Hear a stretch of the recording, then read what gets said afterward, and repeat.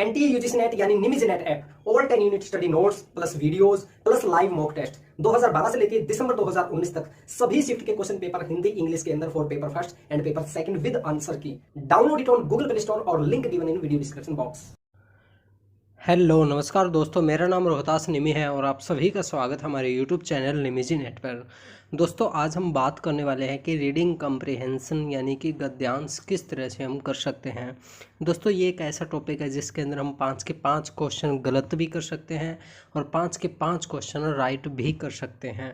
इसमें बस थोड़ा सा ध्यान देने की आवश्यकता है और अगर हम ध्यान से रीडिंग कॉम्प्रिहेंशन को अच्छे से करें तो 5 के 5 क्वेश्चन हमारे राइट हो सकते हैं।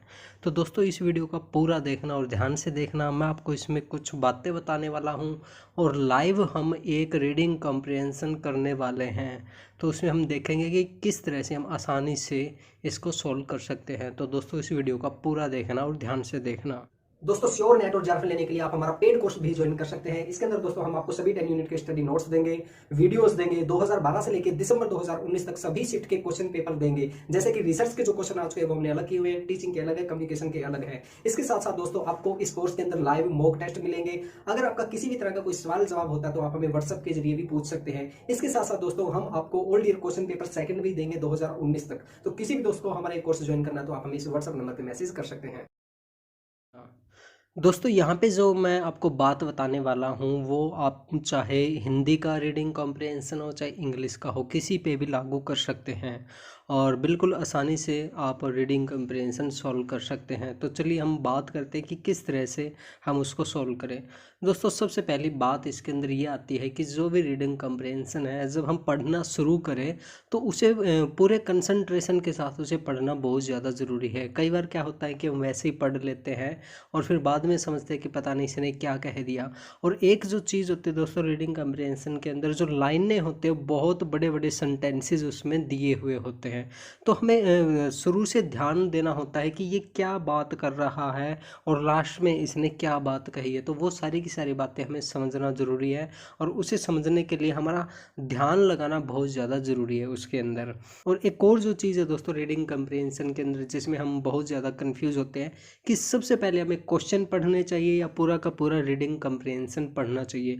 देखिए इसके ऊपर अलग अलग लोगों के अलग अलग विचार हो सकते हैं, लेकिन हमारे अनुसार सबसे पहले हमें क्वेश्चन पढ़ना चाहिए और क्वेश्चन के अंदर जो भी इम्पोर्टेंट चीज़ें हैं उनको हमें हाईलाइट कर लेना चाहिए या उनके नीचे अंडरलाइन कर लेना चाहिए और उन्हीं चीज़ों उनके जो कीवर्ड जो होते हैं यानी कि मुख्य मुख्य जो शब्द होते हैं उनको अंडरलाइन करना चाहिए और वही रीडिंग कॉम्प्रिहेंशन के अंदर हमें देखना चाहिए कि कहाँ पे यूज़ हुए हैं और फिर उन्हीं लाइनों को दोबारा पढ़ना चाहिए। और ऐसा करके दोस्तों आप आसानी से अपना टाइम बचा सकते हैं और आसानी से क्वेश्चन को और रीडिंग कॉम्प्रिहेंशन को समझ सकते हैं। और उसके बाद दोस्तों ये है कि अगर आप बहुत अच्छे से रीडिंग कॉम्प्रिहेंशन जल्दी करना चाहते तो आप ज़्यादा से ज़्यादा अभ्यास कीजिए। जैसे अभी हमारे पास यूजीसी नेट में टाइम है तो आप ज़्यादा से ज़्यादा रीडिंग कॉम्प्रिहेंशन करके देखिए। डेली का एक डिसाइड कर लीजिए कि एक मेरे को करके देखना है और उसमें करके देखिए जो भी आपकी गलती निकल रही है उसको एनालिसिस कीजिए कि हमारी गलती कहाँ पे हो रही है, क्यों हमारा क्वेश्चन है वो गलत हुआ है। ठीक है, तो ऐसा करोगे तो आपको जो लैंग्वेज है वो बहुत जल्दी आसानी से समझ में आनी शुरू हो जाएगी। और दोस्तों अब हम बात करते हैं, एक हमारे पास ये रीडिंग कॉम्प्रिहेंशन है, ये हमारा था जनवरी 2017 के क्वेश्चन पेपर में आया था। ये हम करने की कोशिश करते हैं कि किस तरह से इसे हम जल्दी से कर सकते हैं। तो वही बात दोस्तों सबसे पहले मैंने बात की थी कि सबसे पहले हम क्वेश्चन देखेंगे। क्वेश्चन के अंदर जो जो चीज़ें हैं उनके जो कीवर्ड्स वगैरह हैं उनको हम हाईलाइट कर लेते हैं। जैसे क्वेश्चन नंबर 1, इसमें इन्होंने कहा है कि पिछले महायुद्ध का भारतीय साहित्य पर क्या प्रभाव पड़ा। तो इसके अंदर हमने हाईलाइट कर लिया कि पिछले महायुद्ध का साहित्य पर प्रभाव। ये 3 चीज़ें हमने यहाँ पे हाईलाइट कर ली। ये चीज़ आपको ध्यान में रखनी है। अब आगे हम बात करते हैं क्वेश्चन नंबर 8, अपने अंतिम महाग्रंथ टेस्टामेंट में टैगोर ने किसकी अभिव्यक्ति की। यानी कि टेस्टामेंट में टैगोर ने किसकी अभिव्यक्ति की, ये चीज़ हमें ध्यान रखनी है। और आगे हम बात करते जैसे क्वेश्चन नंबर 9, महायुद्ध के समय भारतीय बुद्धिजीवियों की क्या सोच थी। यहाँ पे हमने ये 3 दोबारा फिर नोट कर ली कि महायुद्ध के समय में भारतीय बुद्धिजीवियों की सोच, ये चीज़ हमें पता करनी है। तो दोस्तों अभी के लिए हम केवल और केवल ये 3 क्वेश्चन लेके चलते हैं और उसके बाद में हम जो 2-3 और क्वेश्चन बच गए वो हम बाद में देखेंगे। सबसे पहले ये 3 क्वेश्चन लेके चलते हैं और अब हम रीडिंग कम्प्रिहेंशन जल्दी से पढ़ने की कोशिश करते हैं और उसे समझने की कोशिश करते हैं।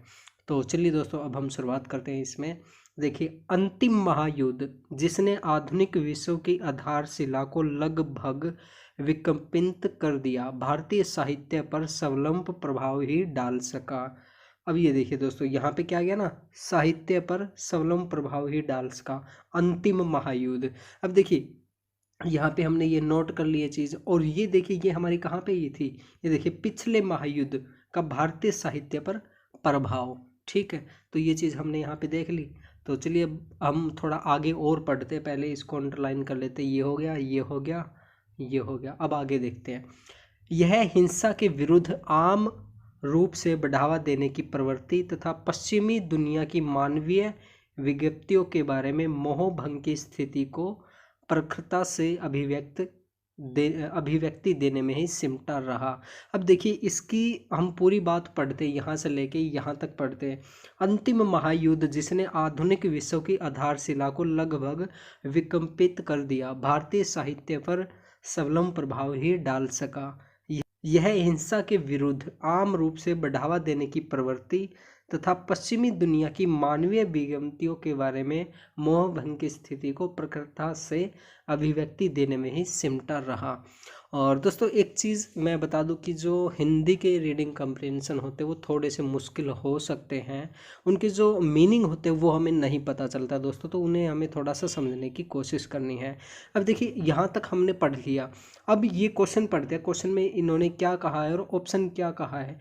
पिछले महायुद्ध का भारतीय साहित्य पर क्या प्रभाव पड़ा। अब इनके सारे के सारे जो ऑप्शन है वो हम पढ़ने की कोशिश करते हैं। इसका कोई प्रभाव नहीं पड़ा, इसने ये दिया, तो दोस्तों ये नहीं होगा, क्योंकि हमने देखा कि प्रभाव तो पड़ा है कुछ ना कुछ, वहाँ पे हमने पढ़ा था। आगे देखते हैं। इसने हिंसा के विरुद्ध जन आक्रोश बढ़ा दिया, ये हम एक बार डाउट के लिए रख लेते हैं। अगला है, इसने साहित्य की नींव को हिला दिया। दोस्तों उसके अंदर ऐसा कुछ भी नहीं था कि इसने साहित्य की नींव को हिला दिया, तो ऑप्शन नंबर 3 भी गलत हो जाएगा।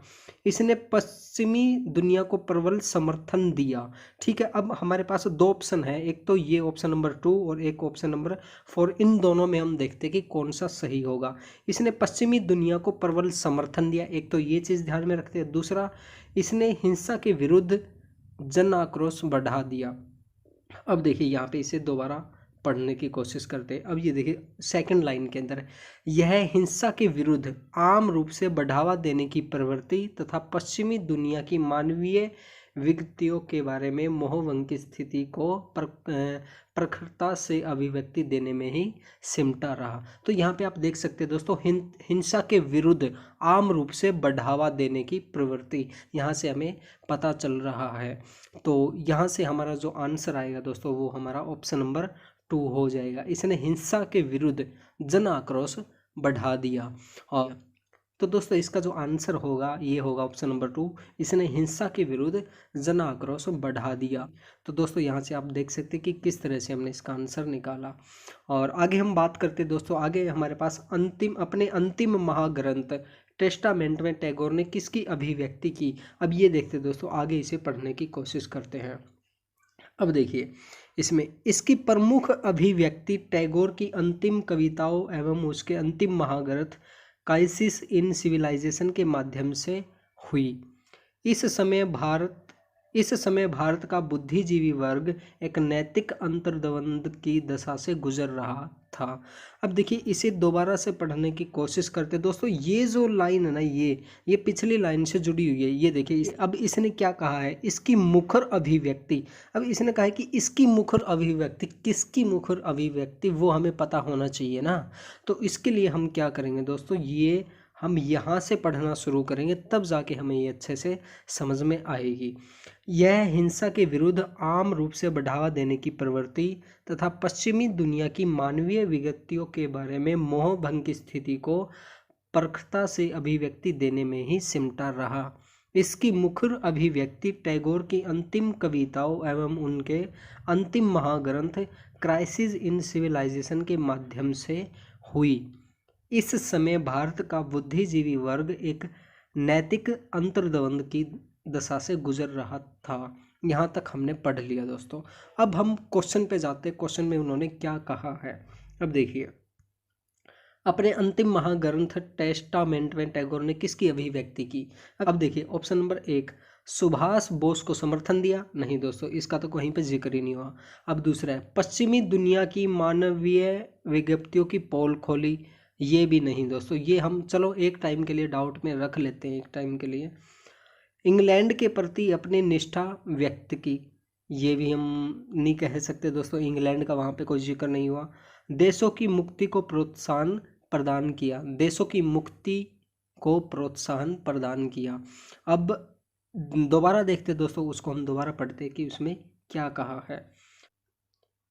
यह हिंसा के विरुद्ध आम रूप से बढ़ावा देने की प्रवृत्ति तथा पश्चिमी दुनिया की मानवीय विज्ञप्तियों के बारे में मोहभंग की स्थिति को प्रमुखता से अभिव्यक्ति देने में ही सिमटा रहा।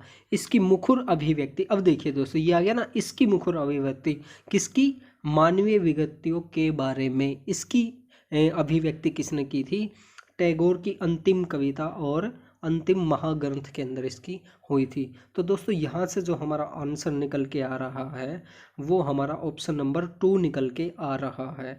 और पहले हमने देखा था ना दोस्तों, पहले हमने सोच लिया था कि ये ऑप्शन नंबर 2 नहीं होगा, लेकिन जब हमने ध्यान से देखा तो इसका जो आंसर है वो ऑप्शन नंबर 2 निकल के आया है, और इसका आंसर भी ऑप्शन नंबर 2 दिया हुआ है। तो दोस्तों आप यहाँ से आसानी से क्वेश्चन कर सकते हैं, बस थोड़ा सा ध्यान देने की हमें आवश्यकता है। और आगे हम बात करते हैं दोस्तों, आगे है हमारे पास महायुद्ध के समय भारतीय बुद्धिजीवियों की क्या सोच थी। अब हम ये देखते हैं दोस्तों, आगे इसको पढ़ते हैं। अब देखिए, इस समय भारत का बुद्धिजीवी वर्ग एक नैतिक अंतर्द्वंद की दशा से गुजर रहा था। एक और जहां वह संकट की घड़ी में इंग्लैंड के अदम्य साहस के प्रति सहानुभूति व्यक्त किए बगैर नहीं रह सका, जिसमें रूसी लोग निष्ठुर नाजी सैन्य शक्ति से लोहा ले रहे थे, चीन जापान की सेनाओं को बूटों तले रौंदा जा रहा था, वहीं दूसरी ओर अपना ही देश अपनी ही धरती की सैन्य शक्ति के नियंत्रण में था। भारतीय सेना सुभाष चंद्र बोस के नेतृत्व में दूसरी ओर से उनके देश की मुक्ति का प्रयास कर रही थी। अब ये देखिए, यहाँ पे देखिए दोस्तों कितना बड़ा सेंटेंस बना दिया इन लोगों ने, यहाँ से लेके एक ओर से लेके और कर रही थी, इतना बड़ा सेंटेंस बना दिया। एक बार फिर क्वेश्चन पढ़ते हैं, क्वेश्चन में इन्होंने क्या दिया और क्या क्या ऑप्शन है। अब देखिए, महायुद्ध के समय भारतीय बुद्धिजीवियों की क्या सोच थी। वे रूसी लोगों के कष्ट के प्रति उदासीन थे, ये चलो देखते हैं, डाउट के अंदर रख लेते हैं। वे जापानी सैन्य शक्तिवाद के पक्ष में थे, ये भी हम देखते हैं क्या है इसका। उनकी अनिश्चित निष्ठावानता ने सृजनात्मकता को बढ़ावा दिया, ये भी हम देखते हैं। उन्होंने इंग्लैंड के साहस के प्रति सहानुभूति जगाई। अब ये देखिए दोस्तों, ये आ गया ना, ये निकल के आ गया ऑप्शन नंबर 4। ये देखिए, ये हमने पढ़ा, कितनी बार पढ़ा यहाँ पे, ये देखिए यहाँ पे है ना, ये इंग्लैंड के अदम्य साहस के प्रति सहानुभूति व्यक्त की। यहाँ से देखिए, यहाँ से निकल गया ना अपना, कितना आसान निकल गया, कितना आसान। तो यहाँ से हमारा जो आंसर होगा दोस्तों वो हो जाएगा ऑप्शन नंबर 4, उन्होंने इंग्लैंड के साहस के प्रति सहानुभूति जताई। तो दोस्तों आप देख सकते हैं कि किस तरह से बिल्कुल आसानी से हम आंसर निकाल रहे हैं। और अब हम आगे देखते हैं दोस्तों, आगे हमारे 3 क्वेश्चन और रह गए। भारतीय साहित्य में सृजनात्मक ऊर्जा को सन्निहित करने वाले कारकों की पहचान कीजिए। अब देखिए इसने क्या कहा है, भारतीय साहित्य में सृजनात्मक ऊर्जा को सन्निहित करने वाले कारकों की पहचान कीजिए। यानी कि भारतीय साहित्य में सृजनात्मक ऊर्जा को इकट्ठा करने वाले फैक्टर के बारे में हमें पता करना कि कौन कौन से है। और तो चलिए दोस्तों, अब हम दोबारा से गद्यांश को देखते हैं, उसको पढ़ते हैं आगे क्या है। अब देखिए हमने कहाँ तक पढ़ा था, यहाँ तक हमने पढ़ लिया था। अब हम आगे बात करते हैं। निष्ठाओं के ऐसे द्वंद में किसी भी प्रकार की सृजनात्मक प्रवृत्ति के पृष्ठपोषण की कल्पना नहीं की जा सकती। यह सहज ही अनुमानित किया जा सकता है कि 1947 में भारत की स्वतंत्रता प्राप्ति जो मित्र राष्ट्रों के आविर्भाव क्रम में महत्वपूर्ण है तथा पड़ोसी देशों जैसे दक्षिण पूर्व एशिया में उपनिवेशवाद के अंत के रूप में फलित हुआ।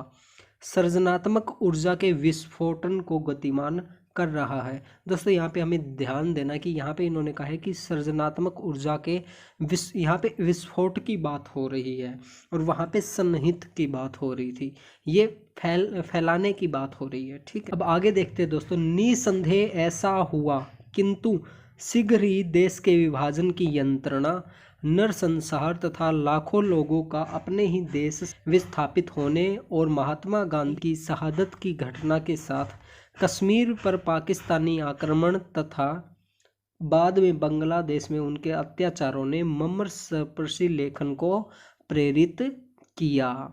ठीक है, यहाँ तक हम इस चीज़ को पढ़ते हैं। अब देखिए इसने यहाँ पे क्या चीज़ निकल के आ रही है कि जो नरसंहार हुआ और जो विभाजन हुआ और लाखों लोग एक दूसरे से बिछुड़ गए और आक्रमण जो हुआ, इन सभी चीज़ों ने क्या किया, जितने भी अत्याचार हुए, मर्मस्पर्शी लेखन, यानी कि जो मर्मस्पर्शी होता है, जो दिल को छूने वाला और जो इमोशनल हम कह सकते हैं, उस लेखन को इसने प्रेरित किया था, उन चीज़ों को प्रेरित किया था।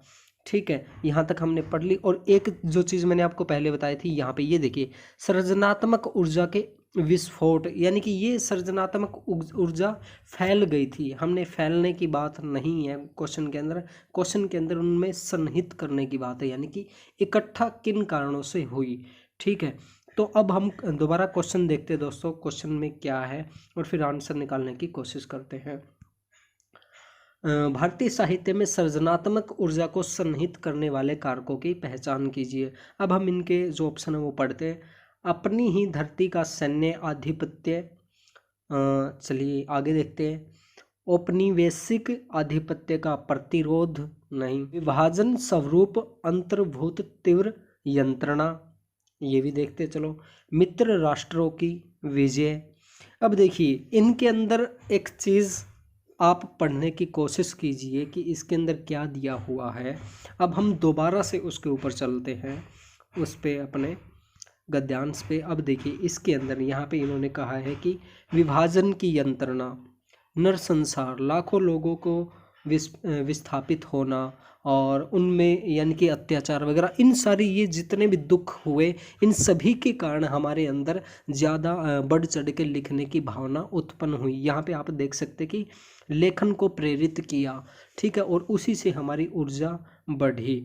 तो यहाँ से कहीं ना कहीं हमारा जो आंसर निकल रहा है कि जो भी जितने भी अत्याचार हुए उन्होंने हमें प्रेरित किया। ठीक है, ठीक है, तो अब हम दोबारा से क्वेश्चन पे जाते हैं और इसका देखते कि क्या क्वेश्चन, क्या आंसर इसका आ सकता है। अपने ही धरती का सैन्य आधिपत्य नहीं दोस्तों, इसके अंदर ये बात नहीं हुई। ये बात हुई थी पहले सुभाष चंद्र के बोस में, जब उन्होंने वो कर दिया था। पहले हमने 3-4 लाइनें पढ़ी थी, तो वो नहीं है। अब देखिए औपनिवेशिक आधिपत्य का प्रतिरोध, ये बात भी नहीं हो रही दोस्तों उसके अंदर। विभाजन स्वरूप अनुभूति तीव्र यंत्रणा, ये चीज़ हो सकती है दोस्तों। मित्र राष्ट्रों की विजय, तो दोस्तों ये बात भी उसके अंदर नहीं कही गई।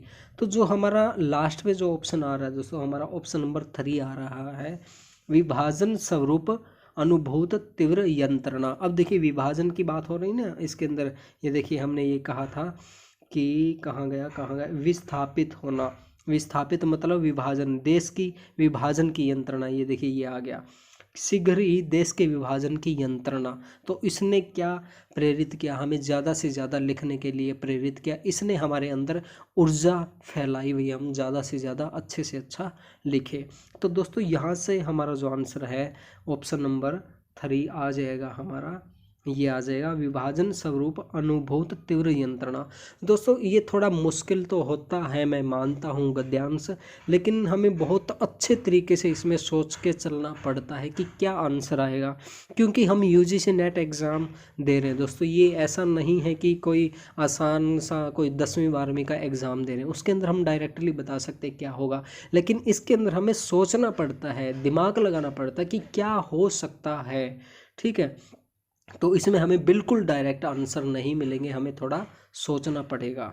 अब हम आगे बात करते हैं दोस्तों, कश्मीर तथा बंगाल की त्रासदी से जनहित प्रभाव क्या थे। अब देखिए बंगाल और कश्मीर की जो त्रासदी थी उससे क्या प्रभाव पड़े वो हम देखते हैं। अब देखिए इसमें हम पढ़ लेते हैं, गद्यांश पढ़ लेते हैं। और यहाँ पे हमने बात की थी ना, यहाँ पे कहाँ गया वो, हाँ इसी लाइन में था कहीं पे, कश्मीर तथा पाकिस्तान है। हाँ यहाँ से दोबारा पढ़ते दोस्तों।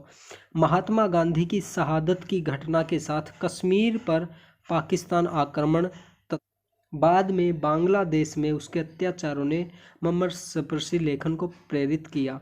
अब देखिए इस कारण बंगाल, हिंदी, कश्मीरी, पंजाबी, सिंधी तथा उर्दू ने महत्वपूर्ण लेखन, अब देखिए इस कारण बंगाल, हिंदी, कश्मीरी, पंजाबी, सिंधी तथा उर्दू में महत्वपूर्ण लेखन सामने आया, किंतु केवल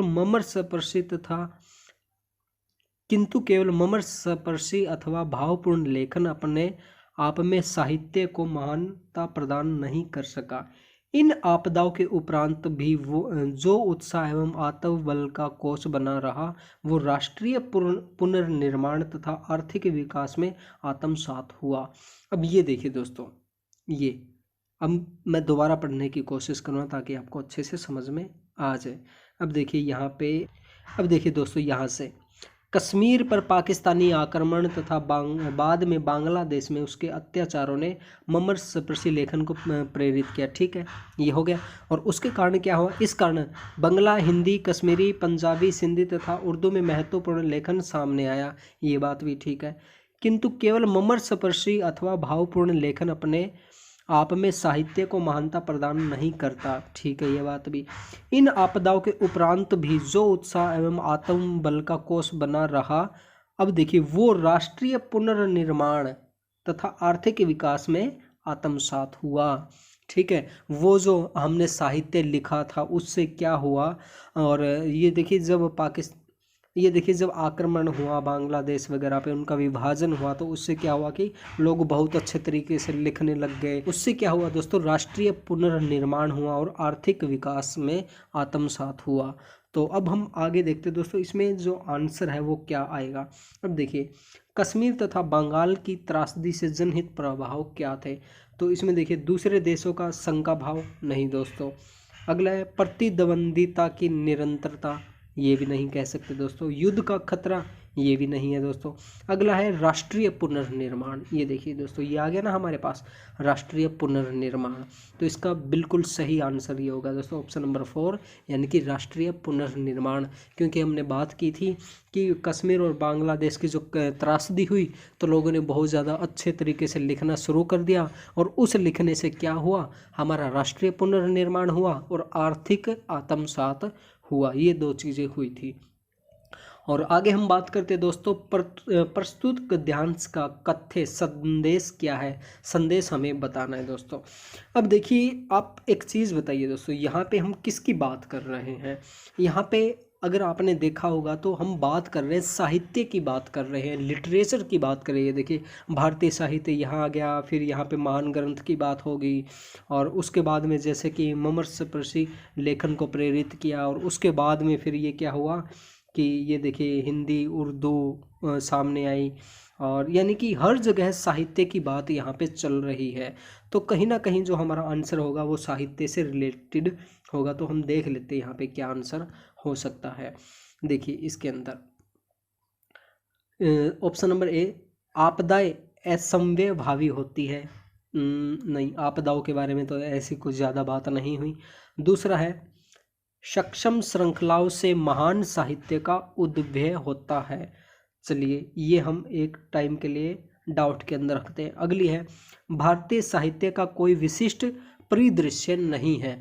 ये बात तो बिल्कुल गलत कह रहा है दोस्तों। ये कह रहा है कि भारतीय जो साहित्य है उसकी कोई ज़्यादा इम्पोर्टेंस नहीं है, ये बात कर रहा है, तो ये तो बिल्कुल भी नहीं होगा। अगला है युद्ध और स्वतंत्रता से साहित्य का कोई लेना देना नहीं है। ये बात भी इसकी बिल्कुल गलत है दोस्तों, क्योंकि अभी हमने पढ़ा ना, जब युद्ध हुए, त्रासदी हुई, तो बहुत अच्छा लिखने लग गए लोग और प्रेरित हुए लिखने के लिए। तो ये बात तो बिल्कुल गलत है इसकी, क्योंकि युद्ध से हमारा जो साहित्य है वो बहुत ज़्यादा प्रेरित होता है। तो ऑप्शन नंबर 3 और 4 ये तो बिल्कुल भी नहीं होंगे। अब 2 देख लेते हैं, 1 और 2। आपदाएं असंभवावी होती है दोस्तों, इसके बारे में ज़्यादातर बात नहीं की गई। ज़्यादातर हमारी जो बात की गई है वो हमारे साहित्य लिटरेचर पर बात की गई है। तो इसका जो राइट आंसर होगा ऑप्शन नंबर 2 होगा। शक्षंभ श्रृंखलाओं से महान साहित्य का उद्भव होता है। यानी कि इसे अगर आसान भाषा में समझे तो दोस्तों, जो त्रासदी वगैरह होती है, जो संकट की घड़ी आती है देश के ऊपर, तो कहीं ना कहीं महान साहित्य का ओरिजिन होता है। तो दोस्तों, इस तरह से आप बिल्कुल आसानी से अच्छे से पढ़ के क्वेश्चन का आंसर दे सकते हैं। और दोस्तों, यहाँ पे हमने इंग्लिश में भी दिया हुआ है ये पैराग्राफ, आप ये देख लेना, ये पूरा का पूरा। आप चाहे तो इसका स्क्रीनशॉट ले सकते हैं। और उसके बाद में जैसे ये है और फिर ये है, ये दोस्तों ये सारे के सारे क्वेश्चन हमने यहाँ पे इंग्लिश में भी दे रखे हैं। अगर आप इंग्लिश में पढ़ना चाहे तो इंग्लिश में भी पढ़ लेना। तो दोस्तों, आज के लिए बस इतना ही। मैं उम्मीद करता हूँ कि आपको हमारी ये वीडियो अच्छी लगी होगी और रीडिंग कम्प्रिहेंशन में आपको कुछ ना कुछ सहायता ज़रूर मिली होगी। तो दोस्तों, अगर आपको हमारी ये वीडियो अच्छी लगी तो इस वीडियो को लाइक कीजिए, शेयर कीजिए, कमेंट कीजिए। और दोस्तों, अगर आपने अभी तक हमारा चैनल सब्सक्राइब नहीं किया तो प्लीज़ हमारे चैनल को सब्सक्राइब कीजिए और घंटी का बटन ज़रूर दबाइए, ताकि आप हमारी आने वाली वीडियोज़ को आसानी से देख सकें।